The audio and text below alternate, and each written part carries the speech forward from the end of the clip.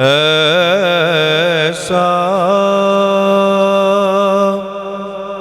کوئی محبوب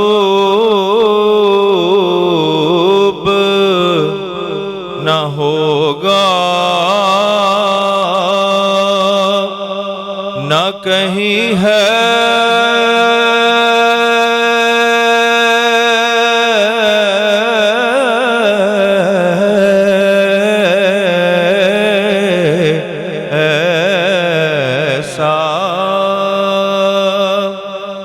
کوئی محبوب نہ ہوگا، نہ کہیں ہے کہ بیٹھا ہے چٹائی پہ مگر عرش نشیں ہے،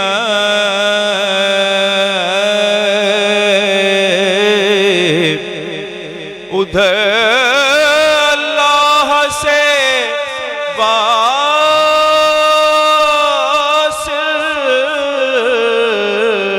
ادھر مخلوق میں شامل، ایسا کوئی محبوب نہ ہوگا، نہ کہیں ہے ملتا نہیں کیا کیا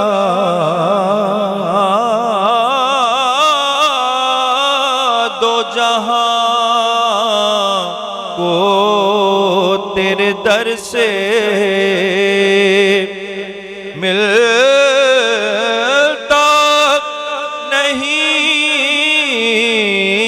کیا کیا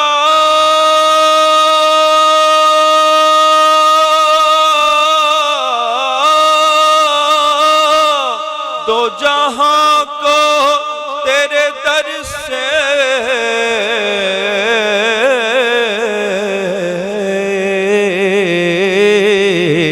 ایک لفظ نہیں ہے کہ تیرے لب پہ نہیں ہے، میرے آقا ایک لفظ نہیں ہے کہ تیرے لب پہ نہیں ہے، اور تو چاہے تو ہر شب ہو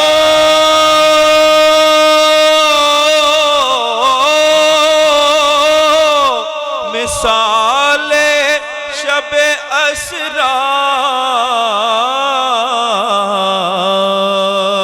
تو چاہے تو ہر شب ہو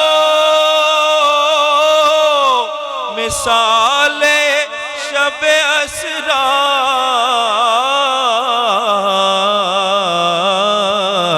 کیونکہ تیرے لیے تیرے لیے تیرے لیے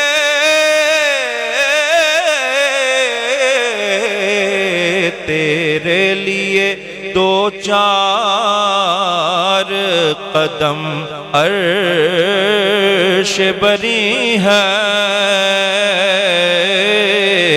میرے آقا تیرے لیے دو چار قدم عرش بری ہے،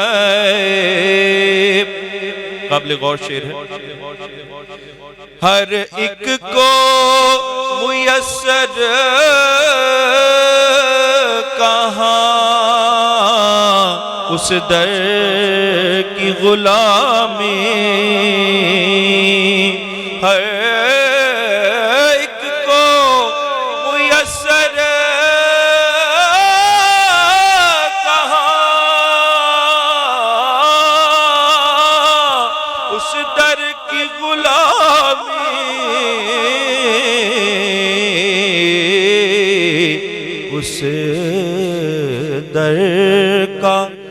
دربان بھی جبریل امی ہے، اس در کا تو دربان بھی جبریل امی ہے۔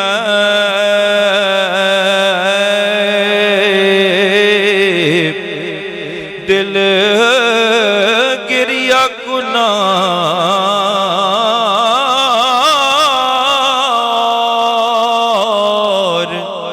نظر سوئے مدینہ،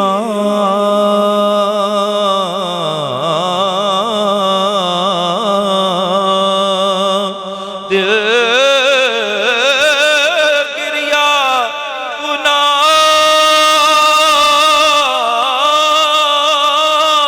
اور نظر سوئے مدینہ،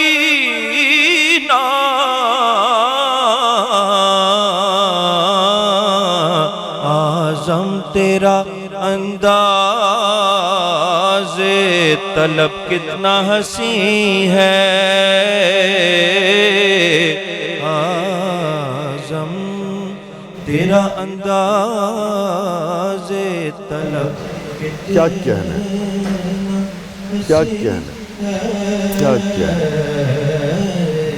سبحان اللہ، سبحان اللہ، سبحان اللہ، سبحان اللہ۔ چشتی صاحب کیا کہنا ہے، آپ نے اپنے بزرگوں کی بھی یاد تازہ کرا دیا، کیا کہنا ہے۔ عنایت ہے دیدار کے قابل تو کہاں میری نظر ہے، اللہ، یہ ان کی عنایت ہے کہ رخ ان کا ادھر۔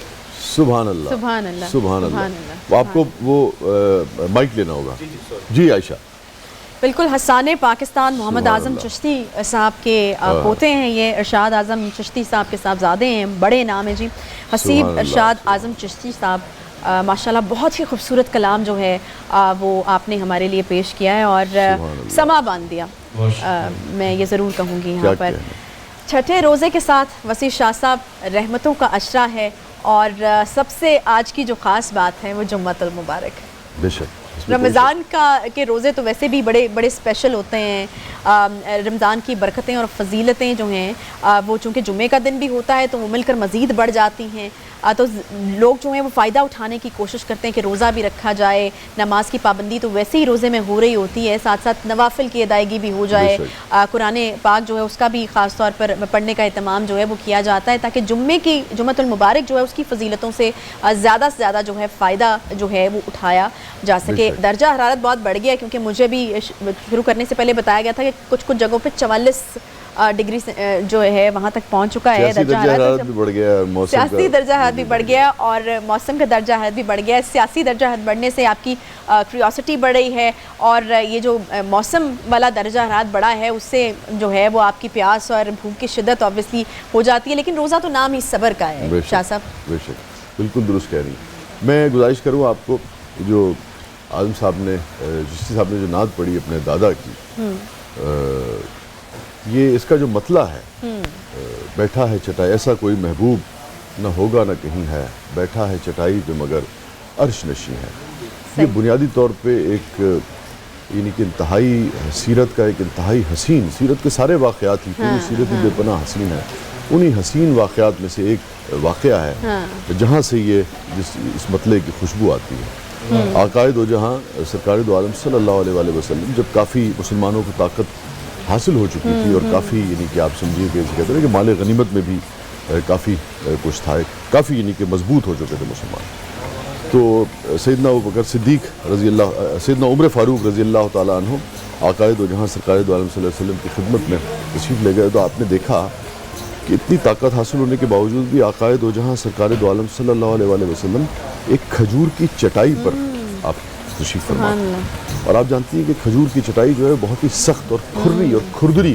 ہوتی ہے، اس چٹائی کی وجہ سے آقائے دو جہاں سرکار دو عالم صلی اللہ علیہ وسلم کے جسم اطہر پر نشان پڑ گئے تھے، تو سیدنا عمر فاروق رضی اللہ تعالیٰ عنہ جو انتہائی مضبوط اعصاب کی شخصیت تصور ہوتے ہیں اور تھے اور ہیں اور رہیں گے، آپ کی آنکھوں میں آنسو آ گئے، آپ نے پوچھا کہ یا رسول اللہ، کیسر و کسریٰ تو کم خواب کے اور یعنی کہ دنیا کی نعمتوں کے مزے لوٹے ہیں، اور جس ہستی کے لیے، یعنی کہ اس گفتگو کا مفہوم یہ تھا کہ جس ہستی کے لیے کائنات تخلیق ہوئی ہے، آپ یہ دیکھیے کہ آپ کتنی سادگی سے یہاں تشریف فرما ہے. تو آقا نے جو فرمایا اس کا مفہوم یہ تھا کہ کیا تم نہیں چاہتے کہ ان لوگوں کو دنیا کی دولت ملے اور ہمیں آخرت کا وہ جو ہے وہ نصیب. سبحان اللہ. تو دیکھیے جو فقر ہے، جو سادگی ہے، یہ آقائے دو جہاں سرکار دو عالم صلی اللہ علیہ وآلہ وسلم کا فرمان ہے کہ الفقر فخری، کہ فقر جو ہے وہ میرا فخر ہے. یہ جو سادگی ہے یہ مسلمان کا فخر ہونا چاہیے. تو مجھے اس مطلع سے پتہ نہیں کیا کیا یاد آ جاتا ہے. بے شک ایسے ہی ہے.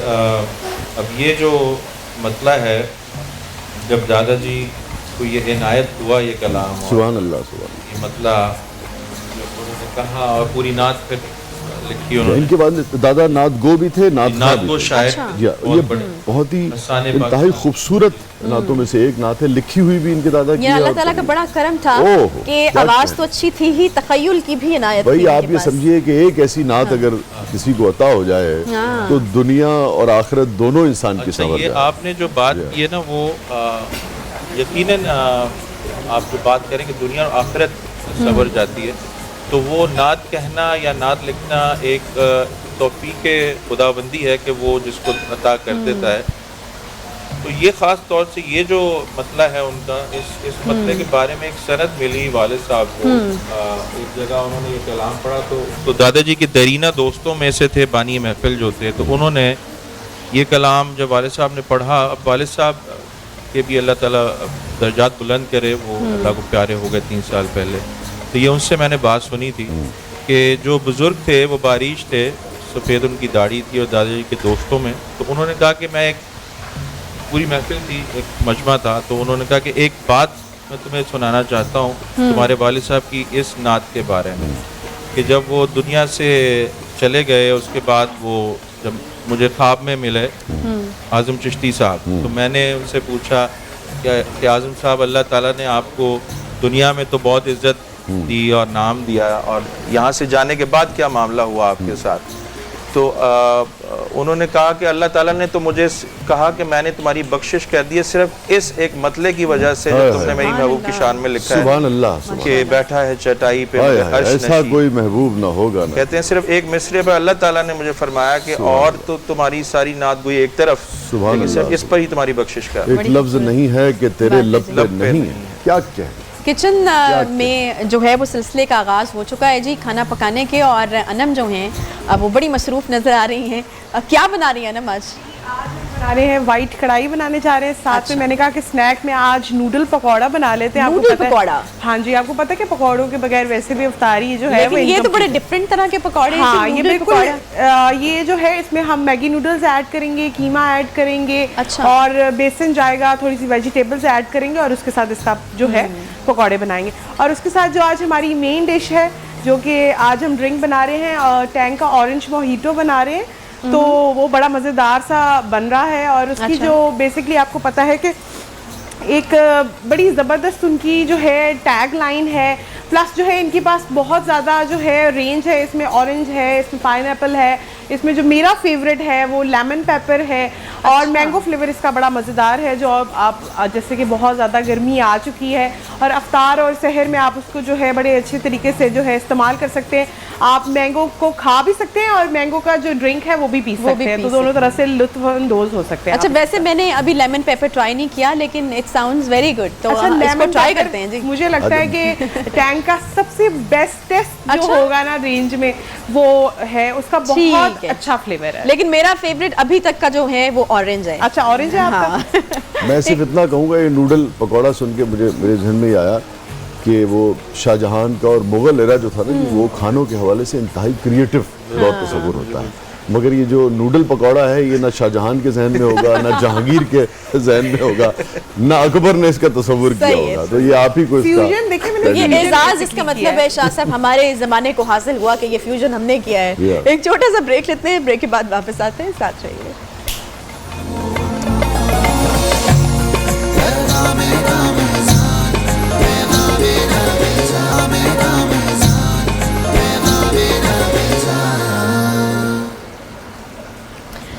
वेलकम बैक जी, एक बार फिर से आपको खुशामदीद कहते हैं पैगाम रमज़ान न्यूज़ की स्पेशल अफ्तार ट्रांसमिशन में। आज के मौजू के हवाले से भी जो है हम अपने व्यूअर्स को जो है वो आगाह कर दें। शाह साहब, आज का जो मौजू है जिस पर हम गुफ्तगू करेंगे और थोड़ी रहनुमाई लेने की कोशिश करेंगे वो है ग़ीबत, हसद, बुग़्ज़, मुनाफ़क़त और कीना परवरी। इसका आगाज़ करते हुए मैं एक वाक़ा आपके साथ शेयर करना चाहूँगी, और वो ये कि हज़रत अबू हुरैरा रज़ियल्लाहु ताला अन्हु से मरवी है कि नबी करीम सल्लल्लाहु अलैहि वसल्लम ने एक मरतबा लोगों से पूछा कि क्या तुम जानते हो कि ग़ीबत क्या होती है? लोगों ने अर्ज़ किया कि अल्लाह और उसके रसूल ही ज़्यादा जानते हैं। नबी करीम सल्लल्लाहु अलैहि वसल्लम ने फरमाया, ग़ीबत का मानी है तुम्हारा अपने भाई का इस तरह से तस्करा करना जो कि इसे नागवार गुजरे। किसी ने पूछा कि अगर वो बात जो मैं कह रहा हूँ मेरे भाई में वाकई मौजूद हो तो उस पर क्या हुक्म है? नबी करीम सल्लल्लाहु अलैहि वसल्लम ने फरमाया, जो बात तुम कह रहे हो अगर वो तुम्हारे भाई में मौजूद हो तब ही तो तुमने उसकी ग़ीबत की, और अगर वो बात उसमें मौजूद ना हो तो तुमने इस पर बहतान बांधा। कितनी ज़रूरी बात है शाह साहब ये, और कितनी नॉर्मल प्रैक्टिस है हमारे यहाँ कि हम जो है वो एक से दूसरी, एक बंदा अगर एक महफिल में से उठ के जाएगा उसके पीछे से फ़ौरन जो है वो बात शुरू हो जाएगी। और ये कितनी ज़बरदस्त किस्म की बात है कि अगर उसमें वो बात मौजूद है तो ही तो ग़ीबत है। हम लोग बड़ा नॉर्मल लेते हैं इस तरह की चीज़ों को, और हम कहते हैं कि हाँ वाकई उसमें ये चीज़ थी या उसने हरकत की थी।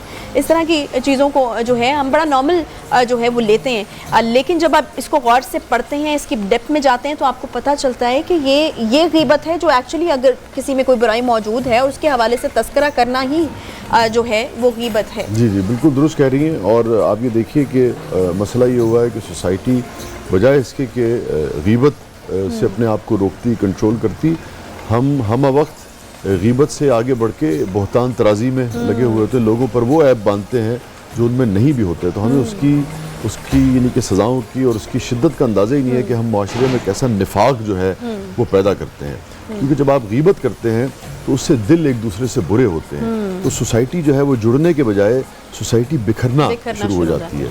और देखिए बाबा फरीद ने फरमाया था कि मुझे सुई दो, कैंची मत दो। तो पूछा कि क्यों? बाबा साहब से पूछा गया तो उन्होंने कहा इसलिए कि कैंची जो है वो काटती है, जुदा करती है, और सुई जो है वो इकट्ठा करती है, जोड़ती है, लोगों को करीब लाती है। तो ग़ीबत जो है वो लोगों को दूर लेकर जाती है, और मोहब्बत जो है वो लोगों को करीब लेकर आती है। ये एक बड़ा बुनियादी फ़र्क है। हमें ख़ास तौर पे ज्वाइन किया है मोहतरम प्रोफेसर डॉक्टर शहबाज हसन साहब ने। आप शोबे जो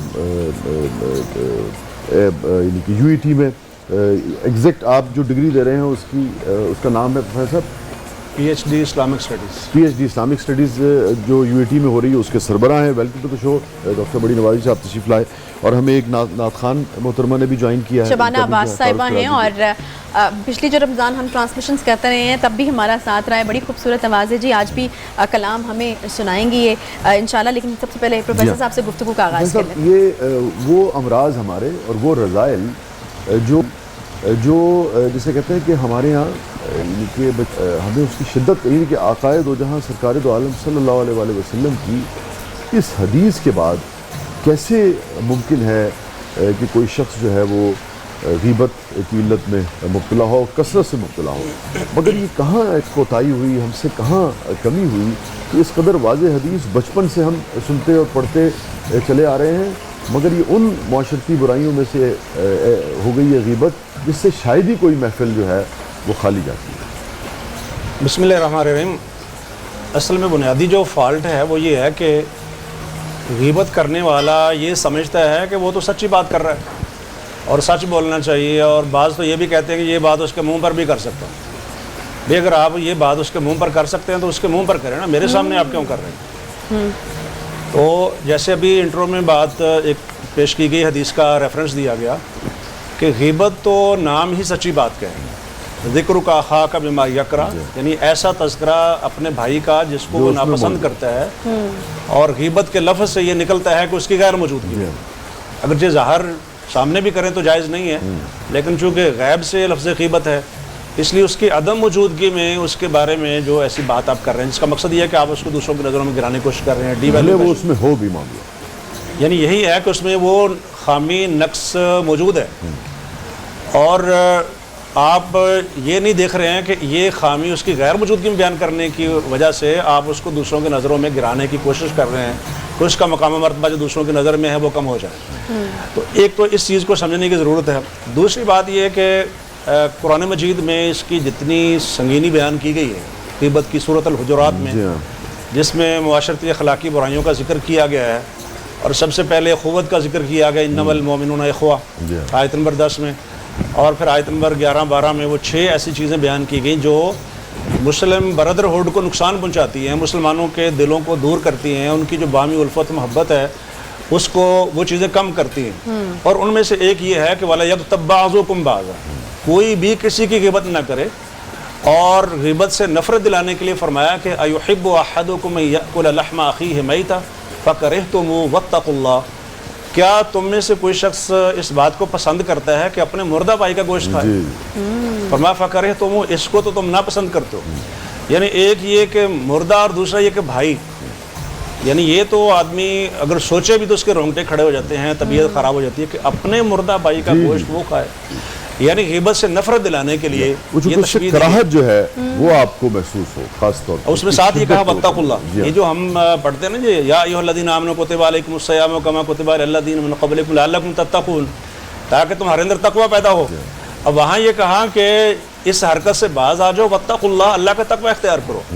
اس لیے جو شخص خاص کر روزے کی حالت میں بھی غیبت کر رہا ہے تو اس کا مطلب ہے کہ اس نے تو روزے کے آداب کو نہیں سمجھا.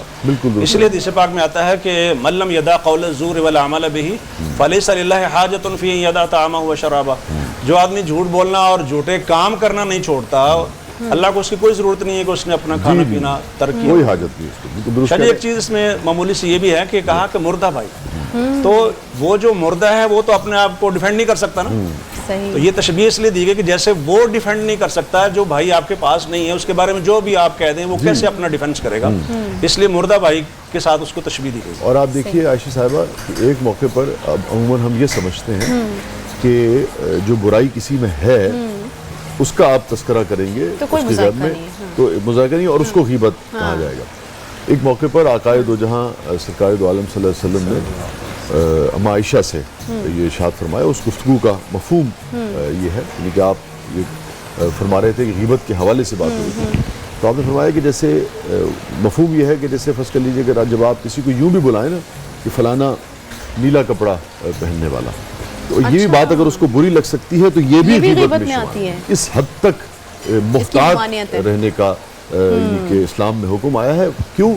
تاکہ لوگ جو ہیں وہ باہمی شیر و شکر رہیں. کوئی بھی ایسی بات جو کسی مسلمان بھائی کو یا کسی انسان کو ٹھیک.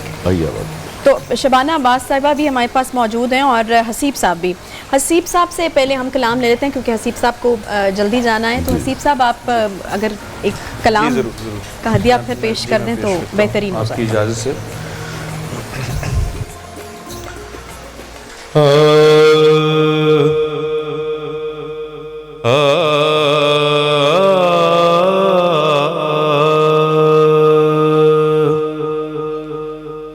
تیرا کرم جو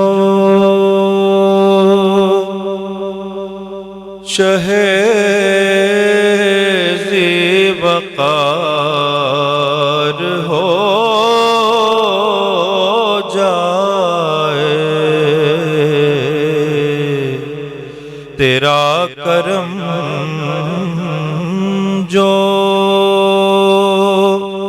شہ ذی وقار ہو جائے, گدائے خاک نشین تاجدار ہو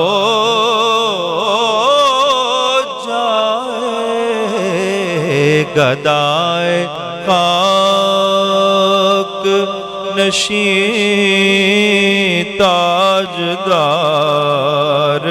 ہو جائے,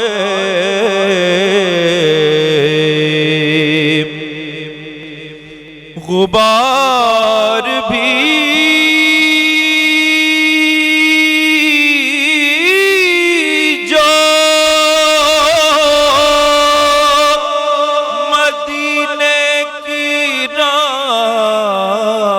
سے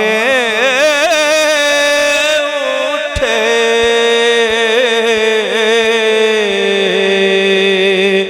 غبار بھی جو مدینے کی راہ سے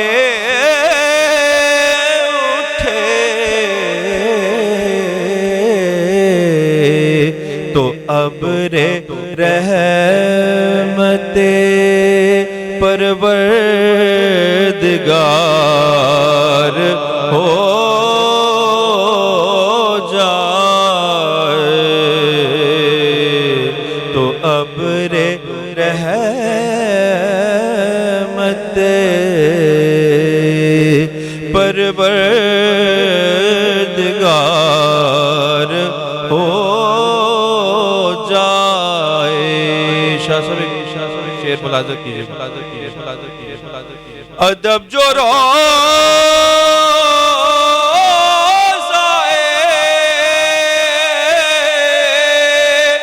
پر نور کا اجازت دے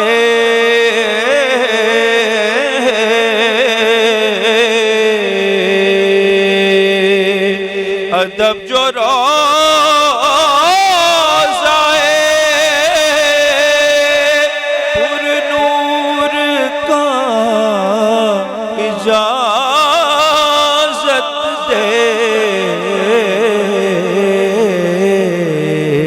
اتر کے چاند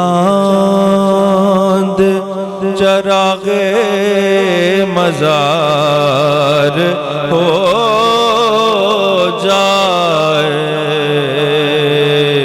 اتر کے چاند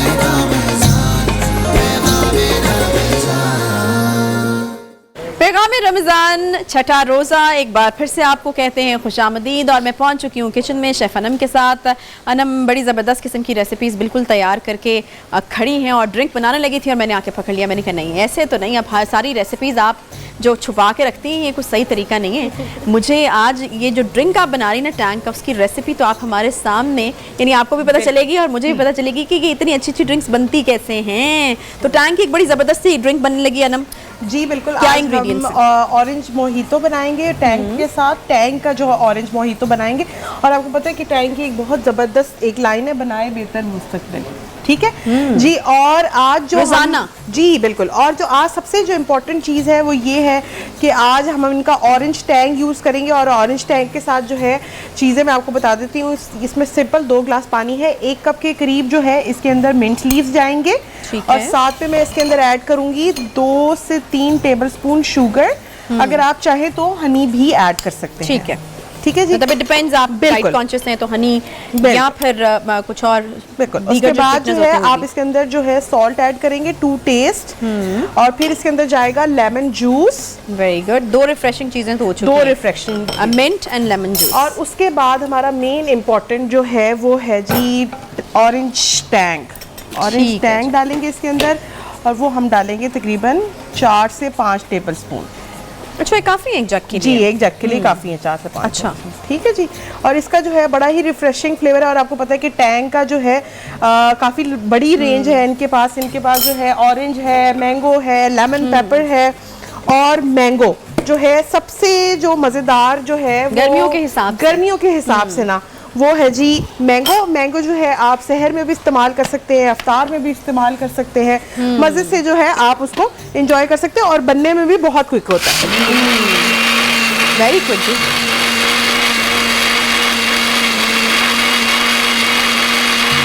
اور یہ بھی نہیں ہے کہ زبردست صرف سحری اور افطاری میں, بلکہ آپ دونوں میں اس کو یوز کر سکتے ہیں. بڑھیا. لیکن ہم اس کو افطاری میں بنا رہے ہیں, اور افطاری میں ایک ریفریشنگ ڈرنک کی بہت زیادہ ضرورت ہوتی ہے. بالکل. منٹ اس کے اندر جا چکا ہے, لیمن کا جوس جو ہے وہ جا چکا ہے, اور ٹینگ تو جا ہی چکا ہے. اورنج ٹینگ ویسے آپ کو پتہ ہے کتنا ریفریشنگ ہوتا ہے, لیکن آج ہم اس کو ڈفرینٹ طریقے سے, ذرا ڈفرینٹ سٹائل سے بنا رہے ہیں.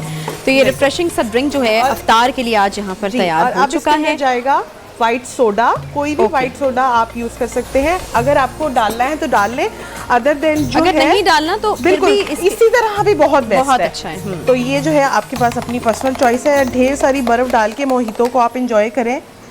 और ये जाएगा इसके अंदर हमारा ऑरेंज, कितना अच्छा कलर उसका आ रहा है, वो जो मिंट बीच में ग्रीन आ रहा है ना, बिल्कुल वो एक आपको बड़ी रिफ्रेशिंग सी फील दे रहा है। और आप देखें कि स्मेल कितनी अच्छी है, सबसे स्मेल वाकई बहुत अच्छी है, बहुत अच्छी है, बहुत वेरी स्मेल आ रही है। और ये जो है हमारा आज का जो ड्रिंक है ऑरेंज मोहितो टैंग का, वो हो गया है रेडी। और इसमें जो है थोड़े से हम मिंट लीव्स इसके अंदर डाल देते हैं ताकि वो थोड़ा सा और रिफ्रेशिंग लगे। थैंक यू जी, ज़बरदस्त किस्म का ड्रिंक। और अब अफ्तार में वक्त अभी बाकी है, तो इसको हम चख के भी आपको बताएंगे कि कितना रिफ्रेशिंग और कितना मज़ेदार ड्रिंक था। शाह साहब की तरफ हम चलेंगे जी, हमारा सेगमेंट का आगाज़ होगा जी, हमारी खोई हुई मेराज। जी शाह साहब। जी शुक्रिया आयशा। नाज़रीन, हमारा सेगमेंट है हमारी खोई हुई मीरास, जिसकी तमहीद हमने अपने पहले दिन के प्रोग्राम में बयान की थी, मगर बावजूद चूँकि बीच में इतना कुछ सियासी होता रहा, तो हम आज से हम उसका बाकायदा आगाज़ करने जा रहे हैं। और आप देखिए कि हाल ही ने कहा था कि कैसा फिर ना हुआ कोई बनु आमिर में, कैसा फिर ना हुआ कोई बनु आमिर में, फ़ख्र होता है घराने का सदा एक ही शख्स। हालांकि आप माजी में झांक कर देखें तो मुसलमानों ने जो इल्मी खिदमात, जो साइंसी खिदमात इस दुनिया में सरंजाम दी हैं, इस मैदान में एक कैस नहीं है, बेशुमार कैस हैं। अफसोस ये कि आज हम उनसे आगाह नहीं हैं, उनकी खिदमात से, उनकी कंट्रीब्यूशन से आगाह नहीं है। आज जिस शख्सियत से हम इब्तिदा करने जा रहे हैं उनका नाम है मोहम्मद इब्न मूसा अल ख्वारज़मी। ये एक अजीम मुस्लिम साइंटिस्ट थे जिन्हें अलजबरा का बानी भी कहा जाता है। और ख्वारज़मी का ताल्लुक वस्त एशियाई मुल्क उज़्बेकिस्तान से था। वैसे ये यानी कि ख्वारज़म से था, उस ज़माने में फ़ारस का जो इलाका था उसके साथ भी इसका ताल्लुक हुआ करता था। ख्वारज़मी की जो बुनियादी कंट्रीब्यूशन है नाज़रीन गिरामी, वो रियाज़ी में है। आप माहिर रियाज़ीदान थे, माहिर फ़ल्कियात थे, इल्म नजूम पे महारत रखते थे, जोग्राफिया निगार थे। और बगदाद का जो बैतुल हिकमत था उस ज़माने में, जहाँ साइंसी तहकीक अपने उरूज पर थी, जहाँ इल्म और इल्म की खोज अपने उरूज पर थी, उसका ये हिस्सा भी थे। उसके एक मारूफ स्कॉलर थे और इस्लामी दुनिया के बेहतरीन दिमाग उस वक्त यहाँ इकट्ठे हुआ करते थे। ख्वारज़मी की कंट्रीब्यूशन जो है वो क्या है? ख्वारज़मी की कंट्रीब्यूशन का अंदाज़ा मैं आपको एक बात से होगा कि इनकी किताब थी सूरतुल अर्ज़, यानी दुनिया की तस्वीर के नाम से इनकी किताब आई थी। इसी वजह से इन्हें इस्लाम के उस ज़माने में जो पहला जोग्राफिया निगार है उसका एजाज़ भी हासिल है, होने का एजाज़ हासिल है। ये किताब 833 ईस्वी में मुकम्मल हुई थी और इस किताब में 500 जो शहर थे उनकी प्रॉपर पैमाइश, उनके तूल अर्ज़ और तूल बल्द के टेबल जो थे वो मौजूद थे। अभी पिछले दिनों मैं BBC की एक रिपोर्ट देख रहा था जिसमें BBC की एक रिपोर्ट में ये दावा किया गया है कि उस ज़माने में ख्वारज़मी ने जो पैमाइश की थी शहरों की, आज जब आप जिसे कहिए कि बेहतरीन गैजेट्स आपके पास मौजूद हैं, ये बड़ी इंटरेस्टिंग बात है कि उन गैजेट्स के पीछे भी कहीं ना कहीं ख्वारज़मी का हिसाब, उनकी रियाजी और उनका अलजबरा मौजूद है। बिकॉज़ अगर ख्वारज़मी की जो हिसाब किताब का जो सिस्टम था और जो ख़ास तौर पे उनकी अलजबरा के ऊपर जो उनके अफकार थे और जो चीज़ें उन्होंने अलजबरा में सामने लेकर आए, अगर उससे यूरोप फ़ायदा नहीं उठाता, उससे इस्तेफ़ादा नहीं करता, तो ये जो डेवलपमेंट आज आप देखते हैं साइंस की दुनिया में, गैजेट्स की दुनिया में, हम ये तो नहीं कह सकते कि ये होती नहीं, मगर शायद इनमें कुछ ताख़ीर हो जाती। तो जो गैजेट्स आज मॉडर्न गैजेट्स जो आपको दस्तयाब है, जिसकी वजह से एक एक इंच की पैमाइश हो जाती है, उसकी वजह से क्या कुछ डेवलपमेंट्स होती हैं, उसकी वजह से कितने फ़वाइद होते हैं, उसकी वजह से आपके जहाज़ कैसे उतरते हैं, उसकी वजह से यानी कि क्या क्या कुछ नहीं होता है। और एक एक इंच की वजह से आप इससे अंदाज़ा कीजिए कि पैमाइश में अगर एक इंच के 100वें हिस्से का भी अगर फ़र्क आ जाए तो इस कायनात का शायद कायम रहना जो है वो नामुमकिन हो जाएगा। इस कदर अहमियत होती है रियाजी की, अलजबरे की, इस पूरे कायनात के सिस्टम में, इस जोग्राफिया के सिस्टम में। सो इसी तरीके से जो ज़मीन का सिस्टम है उसकी भी यही कैफियत है, इसके अंदर भी बेपनाह अहमियत है रियाजी की और अलजबरा की और पैमाइश की। तो उस ज़माने में ख्वारज़मी ने जो पैमाइश की थी, BBC का ये कहना है कि उसमें तकरीबन हार्डली को 1-1.5 फुट का फ़र्क आता है, इससे ज़्यादा फ़र्क नहीं आता है। जबकि किसी किस्म के कोई गैजेट्स नहीं थे, किसी किस्म की یعنی کہ آپ اندازہ کیجئے نا کہ گھوڑوں پہ جو سفر ہے وہ یعنی کہ دنوں میں ہوا کرتا تھا جو آج باقاعدہ منٹوں میں یا گھنٹوں میں ہو جاتا. اس زمانے میں جو پیمائش کی تھی وہ کیسے کی تھی؟ وہ کی تھی الجبرا کے ذریعے, ریاضی کے ذریعے, حساب کے ذریعے. سو آپ اندازہ کیجئے کہ اب سے جب ہم 800-900 برس پہلے کی بات کرتے ہیں تو کتنی ایسی ترقی ہے سائنسی ٹیکنالوجی میں اور دیگر شعبوں میں جس کی بنیاد خوارزمی کا علم بنا, جس کی بنیاد ریاضی بنی, جس کی بنیاد حساب بنا, جس کی بنیاد خاص طور پہ الجبرا بنا, جس کا بانی کہا جاتا ہے الخوارزمی کو. اور میں آپ کے ساتھ بڑی ایک یعنی کہ وہ بات جو بالکل آج کی بات ہے, ابھی پچھلے دنوں جو ماڈرن جو سائنس ہے اس نے خلا کی ایک ایسی تصویریں کچھ حاصل کی ہیں جس سے خلا کو, اس کائنات کو سمجھنے میں انتہائی جسے کہیے کہ مدد ملے گی. اور یعنی کہ جو ویسٹ کے سائنٹسٹ تھے وہ اس قدر خوش تھے کہ میں نے ان کی وہ تصویریں دیکھیں کہ ان کے چہرے تمتما رہے تھے اس خوشی سے, اور وہ برسوں سے اس جد و جہد میں لگے ہوئے تھے کہ وہ اس میں کامیابی حاصل کر سکیں. وہ ایک مخصوص الگورتھم کے ذریعے اس میں کامیابی حاصل کی گئی ہے کہ بے شمار ٹیلیسکوپس کو, بے شمار دوربینوں کو اکٹھا کر کے اور پھر ایک تصویر جو ہے وہ لینے میں کامیاب ہوئے ہیں. اور اس کی بنیاد بھی الخوارزمی کا الجبرا ہے, وہ الگورتھم ہے. الگورتھم بنیادی طور پہ جو لیٹن میں جب خوارزمی کو پکارا جاتا تھا اس کی پروننسیشن الخوارزمی کو الگورتھم ہی کہا جاتا ہے. وہ الگورتھم جو آج کمپیوٹر پروگرامنگ کے حوالے سے بھی کمپیوٹر پروگرامنگ کا باپ بعض شعبوں میں تصور کیا جاتا ہے, اس الگورتھم کو اصل میں اس کا نام جو ہے وہ خوارزمی ہے, جس کو پروننسیشن کی وجہ سے جو الگورتھم ہو گیا ہے. اس سے آپ کو خوارزمی کا جو الجبرا میں کام تھا, حساب میں کام تھا, ریاضی میں کام تھا, جو کنٹریبیوشن ہے سائنس میں, ٹیکنالوجی میں, انسان کے آگے بڑھنے میں, اس کا اندازہ ہوگا. بات یہ ہے کہ یہ کھوئی ہوئی میراث ہے, چاہے خوارزمی ہوں, چاہے دیگر علوم کے شعبے ہوں یا لوگ ہوں, ہمیں اس کھوئی ہوئی میراث کو دوبارہ حاصل کرنا ہے. کل انشاءاللہ تعالیٰ ایک نئے مسلم سائنٹسٹ کے ساتھ آئیں گے, ایک نئی اپنی میراث کو کھوجنے کی کوشش کریں گے.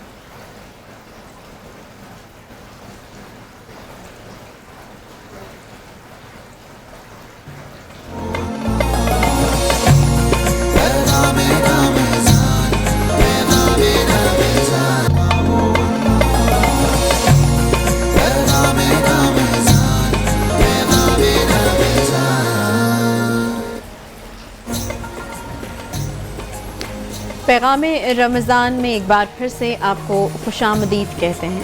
وسیع شاہ صاحب میرے ساتھ موجود ہیں اور میں عائشہ احتشام.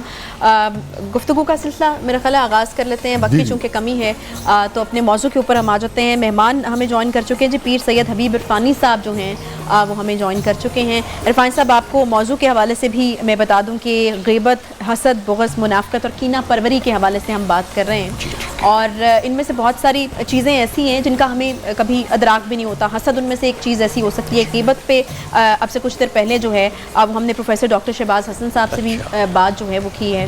یہ جو ساری چیزیں جن کا میں نے ذکر کیا ہے پیر صاحب, مجھے یہ بتائیے گا کہ یہ کس قدر ان کی ممانعت ہے, اور ابھی ہمیں پتہ ہے کہ ہماری روزمرہ زندگی میں ہم اس طریقے سے ان کو شامل کر چکے ہیں کہ ہمیں کبھی کبھار اس چیز کا ادراک ہی نہیں ہوتا کہ ہم حسد میں مبتلا ہیں یا ہم غیبت کر رہے ہیں. تو یہ اس طریقے سے ہماری زندگی میں شامل ہو چکی ہیں. کس طریقے سے بچا جا سکتا ہے اور کس طریقے سے ایک ادراک جو ہے وہ اس کا حاصل کیا جا سکتا ہے کہ ہم دور رہیں ان چیزوں سے؟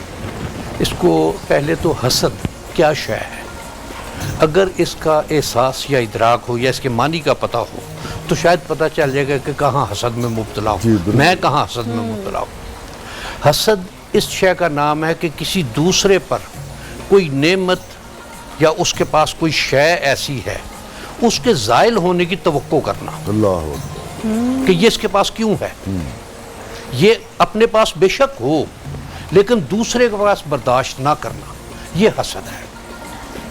اور حسد کے حوالے سے رمضان کا مہینہ ہے اور اسی حوالے سے ایک واقعہ ہے کہ دو خواتین نبی کریم صلی اللہ علیہ وبارک وسلم کی خدمت میں پیش کی گئیں اور یہ گزارش کی گئی کہ ان کی حالت بہت خراب ہے اور معاملہ یہ تھا کہ انہیں روزہ افطار کی اجازت دی جائے. نبی کریم صلی اللہ علیہ وبارک وسلم نے 2 پیالے منگوائے اور ان سے کہا کہ ان میں قے کرو. ان دونوں خواتین نے قے کی تو اس میں خون کے لوتھڑے, گوشت کے ٹکڑے, پیپ اور اس طرح کی جو انوانٹیڈ چیزیں ہیں وہ اس میں ان کے قید میں نکلی.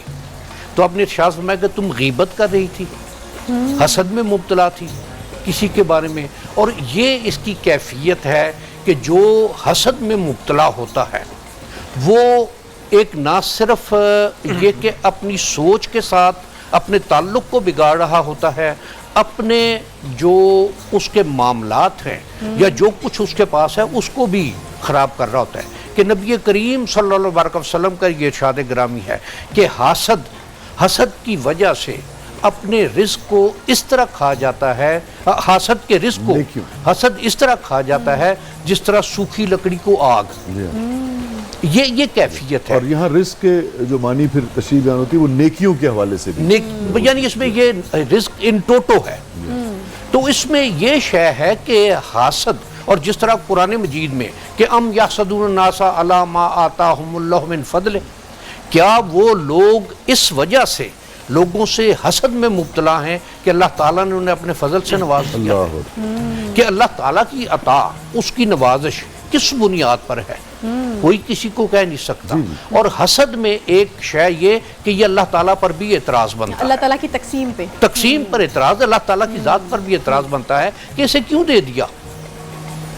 یہ شے اس میں, اور اس کو یہ کہ جس طرح ڈائریکٹ, جسے کہتے ہیں ڈائریکٹ اللہ تعالیٰ کو خفا کرنے والی بات, بالکل یہ اعتراض کرنے والی بات میں استعمال کر رہا ہوں کہ ومن شر حاسد اذا حسد, کہ بار الہ مجھے حسد کے شر سے بچا کے رکھنا, محفوظ رکھنا, یہ ایسی شے ہے. اور پھر یہ شے دیکھیے کہ ہمارے معاشرے میں جو شخص حاسد ہے, ایک تو وہ خوش کبھی نہیں رہ پائے گا. وہ جب کسی کو دیکھے گا کہ وہ مزاج جو اس کا ہے کہ وہ کرتا رہے گا, اس کے پاس یہ کیوں ہے, اس کے پاس یہ کیوں ہے, اس کے پاس یہ کیوں ہے. اور پھر صاحب آپ دیکھیے کہ جیسے کہ ابھی آپ نے فرمایا, بات بڑی ہوتی ہے کہ اس کو اللہ نے دیا ہو, اس کے باوجود بھی چونکہ وہ دوسرے تمام تر نعمتوں کا لطف لینے کے بجائے وہ جلن میں اور جلن میں مبتلا ہوتا ہے. اس کے ساتھ یعنی اس کا جو ایک اپوزٹ ورڈ ہے وہ رشک ہے. اچھا, رشک یہ ہے کہ کسی دوسرے کے پاس نعمت دیکھ کر خوشی محسوس کرنا. باری اس کے پاس ہے, مجھے بھی میرے مالک نے, اللہ تعالیٰ نے اسے نوازا ہے, اور یہ بھی کہ بار الہ جس بات سے تو نے اس کی خوش ہو کے سے نوازا ہے مجھے بھی نواز دے. یہ چیزیں اس میں. اور حسد جو ہے اس کا دوسری بات یہ ہے کہ چونکہ وہ ایک اندرونی بغض میں اور حسد میں مبتلا ہے, اس کی زبان کبھی نرم نہیں ہوگی, ہمیشہ تلخ رہے گی اس کی زبان. اور اس کی زبان کی تلخی کی وجہ سے اس کے تعلقات ہمیشہ خراب رہیں گے. کہ نبی کریم صلی اللہ علیہ وسلم کا یہ ارشاد گرامی ہے کہ مجھے تم دو چیزوں کی ضمانت دو, اور ان میں ایک چیز زبان ہے کہ جو تمہارے دو ہونٹوں کے درمیان ہے, تو میں تمہیں جنت کی ضمانت دیتا ہوں. اب یہ خوش اخلاقی, اور قرآن مجید میں بے شمار جگہ پر قولوا للناس حسنا, اب یہ با ایمان لوگوں کے لیے نہیں ہے کہ اچھی گفتگو کرو لوگوں کے ساتھ. وہ اللہ کو ماننے والا ہے, نہیں ماننے والا, اللہ پر اس کا یقین ہے, نہیں یقین, وہ عملی مسلمان ہے, وہ غیر عملی مسلمان ہے, لیکن تمہیں اپنی زبان شائستہ رکھنی ہے, نرم رکھنی ہے. یہ دیکھیے کہ اب جو ماڈرن سائنس ہے, یعنی کہ وہ اس نے کیا دریافت کرنا ہے, یعنی کہ وہ اب یہاں پہنچی ہے جن میں سے بے شمار چیزیں ایسی ہیں جو 1400 برس پہلے ہی ہمیں یعنی کہ عقائد و جہاں سرکار دو عالم صلی اللہ علیہ وسلم کے طفیل وحی کے ذریعے ہم تک پہنچی ہیں, آقا کے ذریعے. اچھا, اب جب آپ کی جو نفسیاتی عارضیں ہیں, جیسے حسد ایک نفسیاتی عارضہ ہے, اس کا امپیکٹ آپ کی باڈی پر کیا پڑتا ہے, جسم پر کیا پڑتا ہے, ذرا اس پر بھی روشنی ڈالیے. میں دیکھیے وہی باڈی پر اس کا اثر جو ہے کہ جب آدمی اندرونی طور پر کرب میں مبتلا ہے, اب اس کا کرب جو ہے اس کے مزاج کی وجہ سے ہے, اس کی سوچ کی وجہ سے ہے. جب یہ بات ہوگی تو اس کا پورا انٹرنل سسٹم ڈسٹرب رہے گا. کہ جب اس کی سوچ بیلنس نہیں ہے, جب اس کا دوسروں کے بارے میں رویہ بیلنس نہیں ہے, جب اس کی گفتگو بیلنس نہیں ہے, اور جب یہ چیزیں بیلنس نہیں ہوں گی تو اس کا ہر عمل وہ ڈس بیلنس ہوگا. اور جب یہ ڈس بیلنس ہوگا تو پھر اس کے اثرات باڈی پر بھی آئیں گے. کہ وہ جو ایک سوچ میں چل رہا ہے, اور وہ سوچ ایسی ہے کہ اس کو ہر طرح سے اس نے اپنے گھیرے میں لیا ہوا ہے, پھر اس کا چلنا بھی, اس کا گفتگو کرنا بھی، اس کا بولنا بھی، اس کا ہر ایکشن جو ہے وہ اسی کے زمرے میں آئے گا. بالکل درست کہہ رہے ہیں. ذرا آپ دیکھیے کہ ہماری سوسائٹی جو ہے ڈاکٹر صاحب وہ ذرا لائٹر وے میں بھی دیکھتے ہیں نا، یہ بھی زندگی کو اپنی طرح سے دیکھتے ہیں. تو وہ ایک لطیفہ بھی بنا ہوا ہے کہ بھئی ہمارا رویہ یہ ہے کہ جب ہم دعا مانگتے ہیں تو ہم دعا میں یہ نہیں کہتے کہ باری تعالیٰ اسے بھی دے مجھے بھی دے. ہماری دعائیں یہ ہوتی ہیں بیشتر کہ باری تعالیٰ مینوں دینا دے وہ کو کھولا ہے. یہ کیا ویسے رویہ ہے؟ اس سے ہمیں کیا تسکین حاصل ہو جاتی ہے؟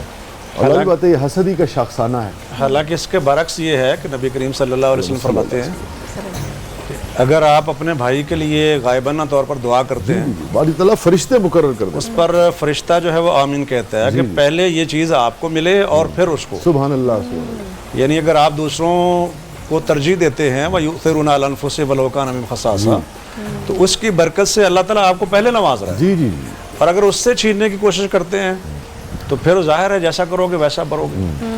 قرآن مجید میں بھی ہے کہ برائی کا بدلہ ظاہر ہے پھر وہ برائی ہے.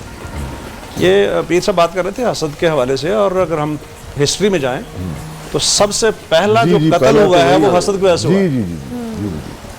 اور حضرت یوسف علیہ السلام انکار جو ہے، پہلا انکار بھی حسد ہے. جو شیطان کا جنم ہے جی جی یہ بنیادی طور پہ تو حسد ہی کا ہے کہ یہ خاکی کہاں سے آ گیا جس کو کہا کہ میں بہتر ہوں، میں اس سے بہتر ہوں. میں اس سے یہ حسد کی بات آ گئی نا کہ یہ میرے سے کم تر ہے. وہ تکبر کی بنیاد پر جی جی غالباً اس کو زیادہ پریفر کیا دونوں اصل میں آپس میں چیزیں تکبر حسد ایک دوسرے کو جنم دیتی ہیں برائیاں ہیں. اور حضرت یوسف علیہ السلام کے ساتھ جو بھائیوں نے کیا ہے وہ ظاہر ہے جی جی بالکل حسد کی وجہ سے کیا ہے کہ ہمارے ابا جی اس سے زیادہ پیار کرتے ہیں، تو اگر ہم اس کو راستے سے ہٹا دیں گے تو پھر یخلو لکم وجہ ابیکم، تو پھر ابا جی تم سے پیار کریں گے. حالانکہ انسان کی یہ غلط فہمی ہے کہ اگر دوسرے کو راستے سے ہٹا کر وہ کوئی اپنی طرف توجہ دلانا چاہتا تو ایسا ممکن نہیں ہے. ٹھیک ہے. اگر اس کی قسمت میں نہیں ہے تو کسی بھی حالت میں اس کو نہیں مل سکتا. مجھے اگر آپ 10 سیکنڈ میں آپ دونوں حضرات یہ بتا سکے پھر عائشہ صاحبہ نے کلام کی طرف بڑھنا ہے. علاج کیا ہے دیکھیے بیماری کا نفسیاتی اس میں پہلی چیز تو یہ ہے کہ آپ اللہ کی نعمتوں پہ نظر رکھیں. جو آپ کے اوپر اللہ تعالیٰ کی نعمتیں ہیں ان پر آپ غور کریں کہ اللہ کی نعمتیں اس قدر تمہارے اوپر ہیں، اگر شمار کرنا چاہو تو تم شمار نہیں کر سکتے ہو. اور پھر اس کی تعریف کریں آپ جس پر آپ کو حسد آ رہا ہے، دعا کریں. دیکھیے ایک یہ کہ اپنے سے اوپر والے کو دیکھ تیرے میں عجز پیدا ہوگا. واہ واہ واہ. اپنے سے نیچے والے کو دیکھ تجھ میں شکر پیدا ہوگا. واہ واہ واہ. اور شکر کا حوالے سے قرآن مجید کا جو ارشاد ہے کہ لَإِن شَكَرْتُمْ لَأَزِيدَنَّكُمْ، تم شکر ادا کرتے رہو تمہیں مزید ملتا رہے گا. سبحان اللہ سبحان. اس کے مقابل ساتھ یہ بھی ہے کہ وَلَئِن كَفَرْتُمْ إِنَّ عَذَابِي لَشَدِيدٌ، کہ اگر تم کفر کرو گے، میری نعمتوں کا انکار کرو گے تو میرا عذاب بڑا سخت ہے. اور شاید غلطی جو ہے وہ ہم یہیں پہ کر جاتے ہیں میں ایک کہ جو چیزیں ہمیں ملی ہوتی ہیں ان کا شکر ہم ادا نہیں کرتے. ایک فکرہ اور کہ شکر ایک کیفیت کا نام ہے، حسد بھی کیفیت کا نام ہے. شکر یہ ہے کہ میرے مالک نے، میں کیا ہوں، اپنے ذات کی طرف دیکھتے رہنا کہ میں جو کچھ بھی ہوں آج یہ میرے اللہ کی عطا ہے، ورنہ میرے جیسے کروڑوں لوگ اس دنیا میں. تو یہ جب احساس پیدا ہوگا، شکر ہوگا تو پھر مزید نعمتیں عطا. کچھ نہیں میرے پلے جے میں ویکھاں رحمت تیری بلے بلے بلے. شبانہ آپ کی طرف بڑھیں گے اور شبانہ نعت رسول مقبول جو ہیں ہدیہ کریں گے.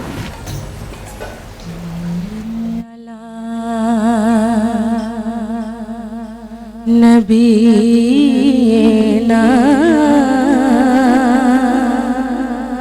صلی علی محمد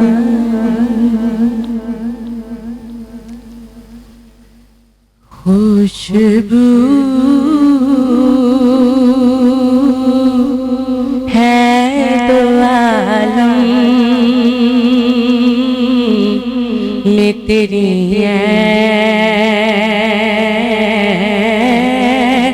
گلے چیرا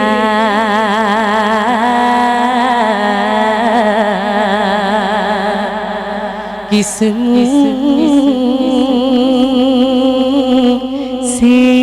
بیان تیرے اوصاف حمیدہ حمیدہ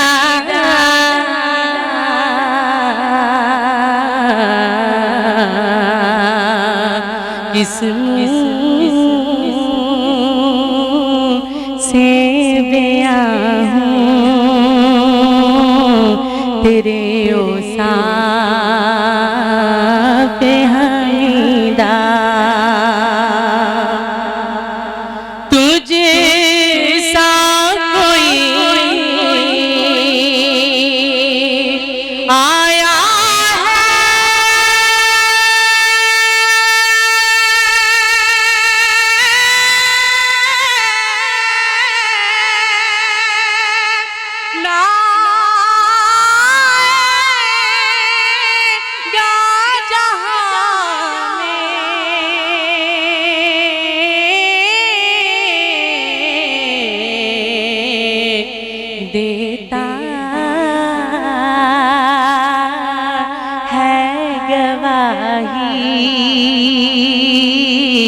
यही आलम का जरीदा जरीदा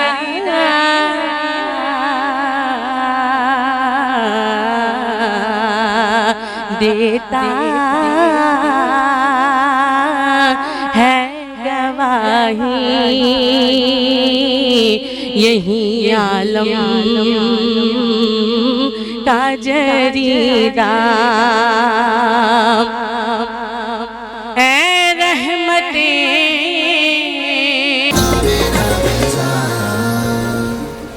वेलकम बैक नाजरीन, न्यू टेलीविज़न की खुसूसी अफ्तार ट्रांसमिशन पैगाम रमज़ान में एक मरतबा फिर हाजिर खिदमत हैं। हमारे साथ मौजूद हैं पीर सैयद हबीब इरफानी साहब, और आप सजादा नशीन भी हैं सुंदर शरीफ के, और मोहतरमा शबाना अब्बास साहिबा भी हमारे साथ मौजूद हैं। इनसे भी हम कुछ ना कुछ सुनते रहेंगे।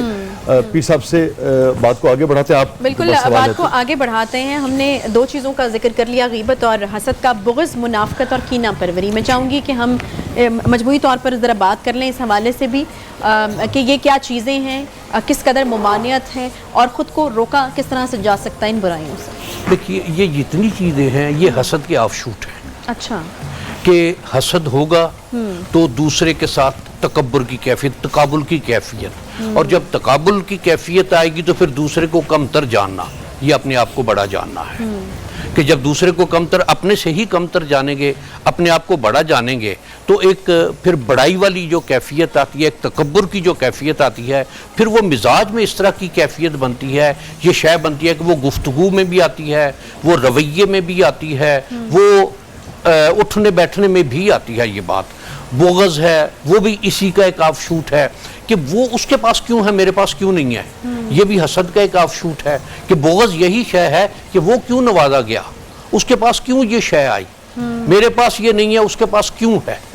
ये सारी चीज़ें इसी का ही। और जिस तरह पहले बात हुई कि सबसे पहला हसद इस कायनात के बनने से पहले हुआ कि जब आदम अलैहिस्सलाम को एक स्टेचू बनाया गया और इब्लीस को जब मकाबल सजदे के लिए हुक्म दिया गया, तो उसमें कि इब्लीस का ये कहना, ये तकब्बुर की एक बात उसने कही कि अना खैरुम मिन, कि मैं इससे बेहतर हूँ, मैं इससे बुलंदतर हूँ, कि ये मिट्टी से तख्लीक किया गया, ये नीचे को जाता है, मैं आग से तख्लीक किया गया हूँ, आग ऊपर को जाती है। और पीर साहब आप देखिए, आपकी बात बड़ी होती है कि ये तो इस कदर यानी कि तकब्बुर वाला मामला तो इस कदर यानी कि नापसंदीदा तरीन अफ़ाल में से एक है कि शाद बाई ताला ने कि किब्र जो है वो मेरी चादर है, जिसने खींची मैं उसे बर्बाद कर दूंगा। उसका मफहूम ये है, यानी कि तकब्बुर जो है ये सिवाय ज़ाते बारी ताला के खालिक के कायनात की किसी और के लिए नहीं। ये और कि तकब्बुर उसी को ज़ेबा है, जी हाँ, ज़ेबा भी इसलिए कि उसी को ज़ेबा है कि वो उस जैसा कायनात में मुमकिन ही नहीं है किसी और को होना।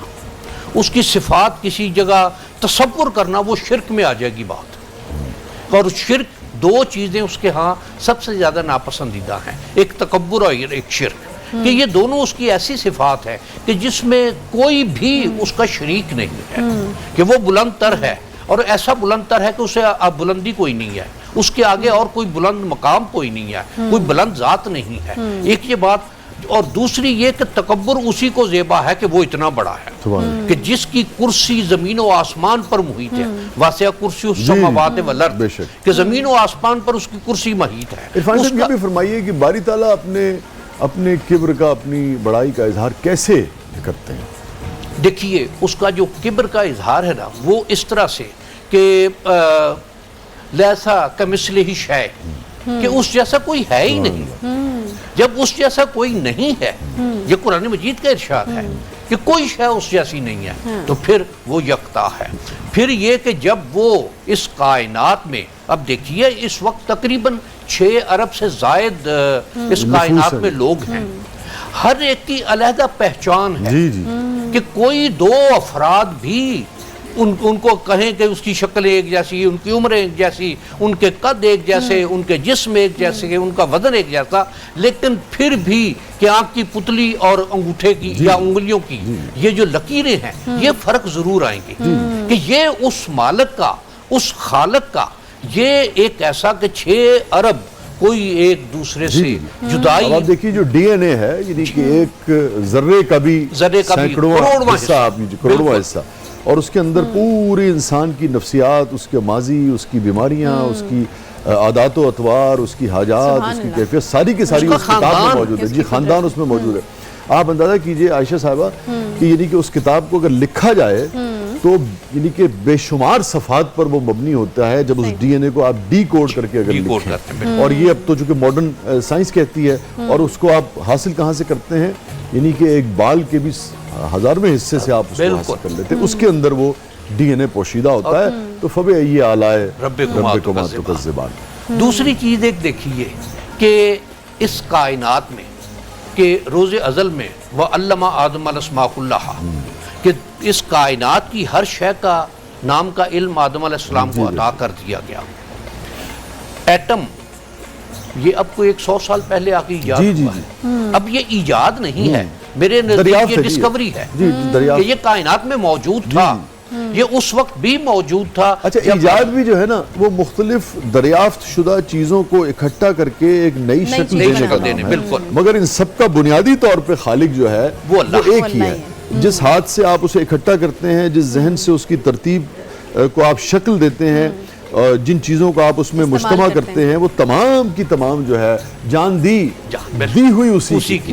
حق تو یہ ہے کہ حق ادا نہ. تو انسان تو اگر غور کرنا شروع کرے تو 0/0 یعنی کہ ہے ہی کچھ نہیں. یقیناً کہ دیکھیے انسان اتنی ضروری شے انسان کے لیے آکسیجن اتنی وافر ہے کہ جہاں کہیں ہو اس کو مل جاتی ہے سانس لینے کے لیے. اور یہ جو ایک 6 فٹ کا 5 فٹ کا 4 فٹ کا جسہ زمین پر اکڑتے ہوئے چلتا ہے، پاؤں مار کر چلتا ہے، کیا پتا کس لمحے میں وہ سانس کی ڈور جو کائنات میں موجود ہے لیکن اس کے لیے وہ ناپید ہو جائے، اس کائنات میں نہ رہے. میں ان دونوں چیزوں کو جوڑوں گی پیر صاحب. یہ جس طرح آپ نے یہ آکسیجن کی بات کی اور پھر آپ نے جس طرح ہم پہلے سیگمنٹ میں شکر کی بات کر رہے تھے، تو یہ کورونا میں ہم نے ایکسپیرینس کیا ہے شاہ صاحب کہ یہ آکسیجن کتنی امپورٹنٹ ہے آپ کے لیے. جب لوگوں کو سانس نہیں آ رہا ہوتا تھا اور جب ان کو دیکھتے تھے اور جب ان کے بارے میں سنتے تھے جو کورونا کے آخری سٹیجز پہ اللہ معاف کرے ہوتے تھے،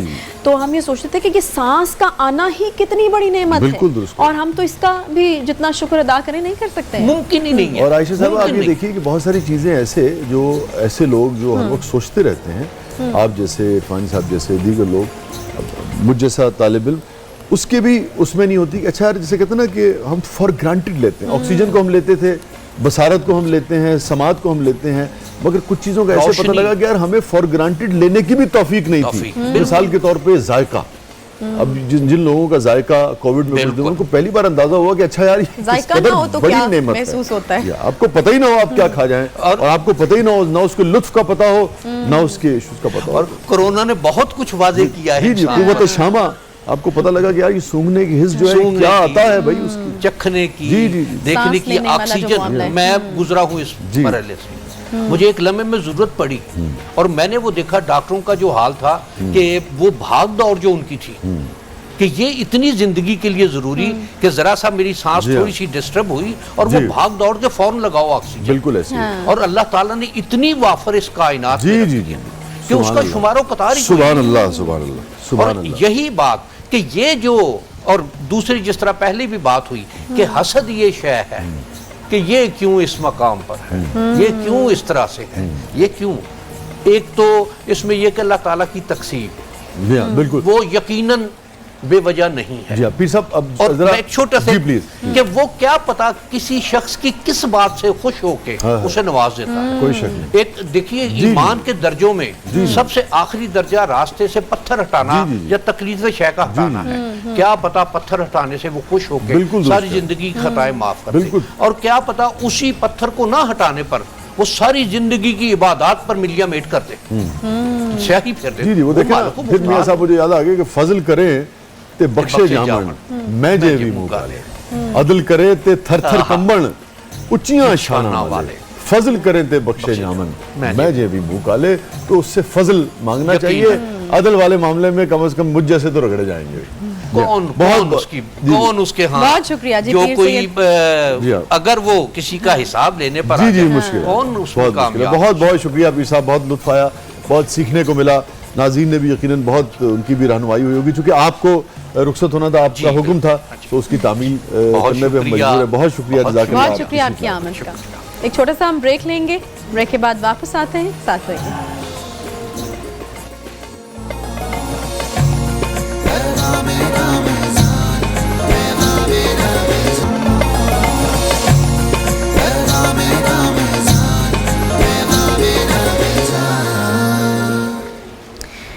پیغام رمضان نیو نیوز کی خصوصی افطار ٹرانسمیشن ایک بار پھر سے خوش آمدید کہتے ہیں، اور میرا سیگمنٹ آؤ بچوں سنو کہانی کے ساتھ میں پیارے پیارے بچوں کے ساتھ یہاں پر موجود ہوں. بچے یہاں پر پہنچ چکے ہیں. آپ کو پتہ میں نے آپ کو کہانی سنانی ہے؟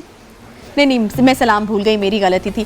السلام علیکم ورحمۃ اللہ وبرکاتہ. وعلیکم السلام ورحمۃ اللہ وبرکاتہ. واہ جی واہ، پورے سلام کا پورا جواب جو ہے وہ آج دیا ہے.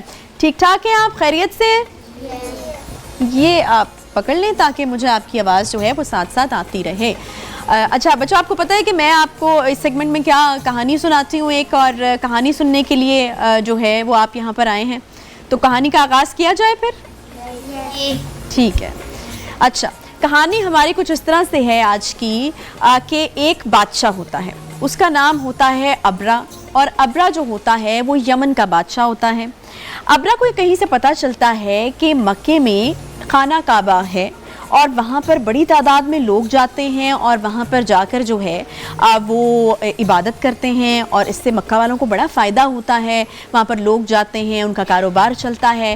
تو یہ یمن کا جو بادشاہ تھا، اس نے سوچا کہ کیوں نہ ایسا کیا جائے کہ یمن میں جو ہے ایک ایسی عمارت بنا دی جائے کہ لوگ وہاں پر بھی آیا کریں، اور وہاں پر کاروبار بڑھے، اور وہاں پر جو ہے ان کو بہت زیادہ فائدہ ہو.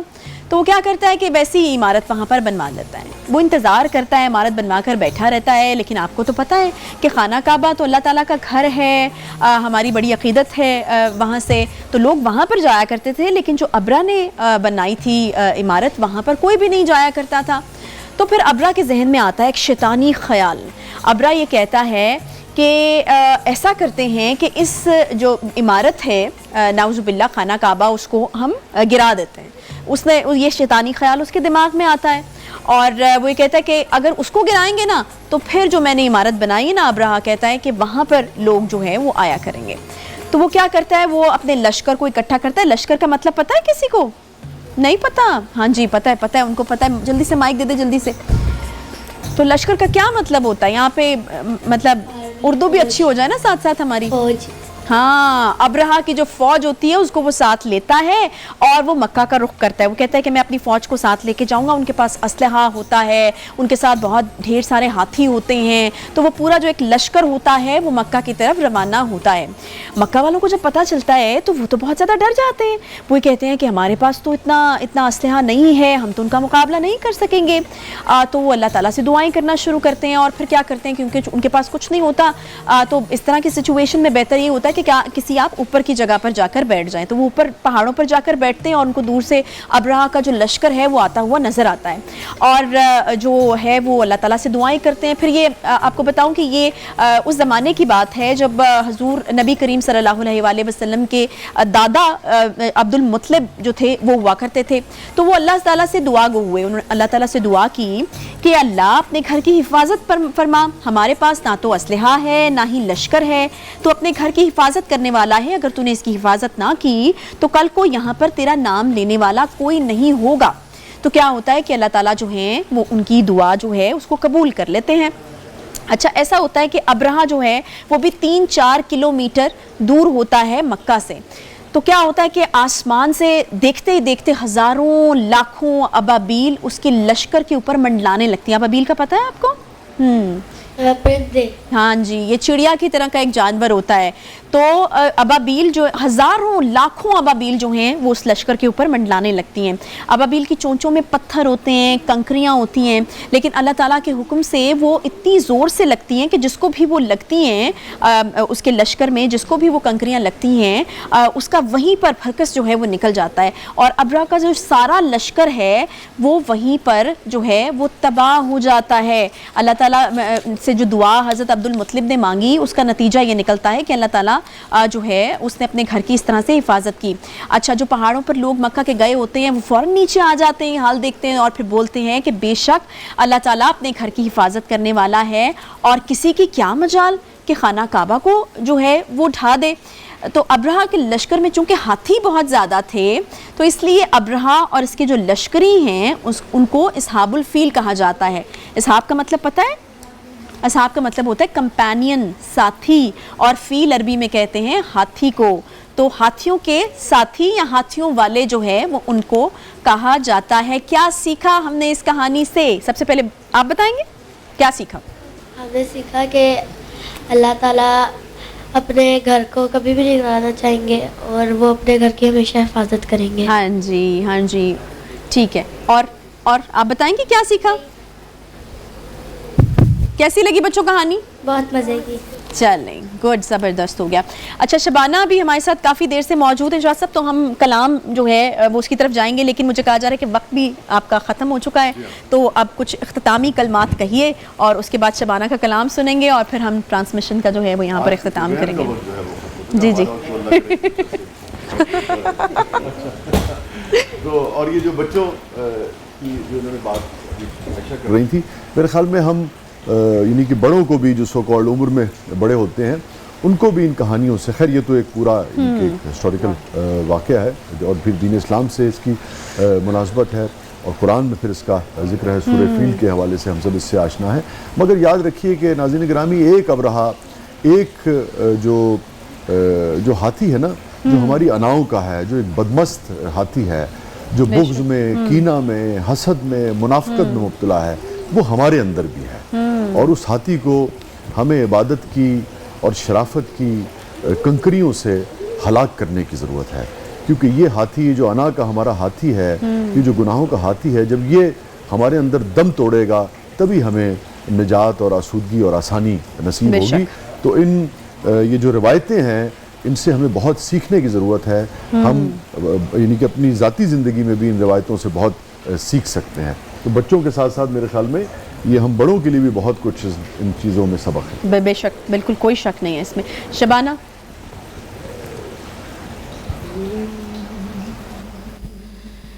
करम आज बालाए बाम आ गया है, करम आज बालाए बाम आ गया है, ज़ुबां पर मुहम्मद का नाम आ गया है, करम आज बालाए मुझे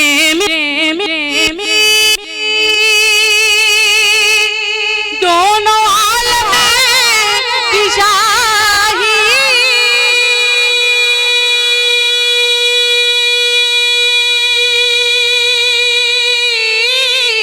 मुझे मिल गई, दोनों आलम की शाही मेरा उनके मंगलों में नाम आ गया है, मेरा उनके मंगलों में नाम आ गया है, करम आज बाला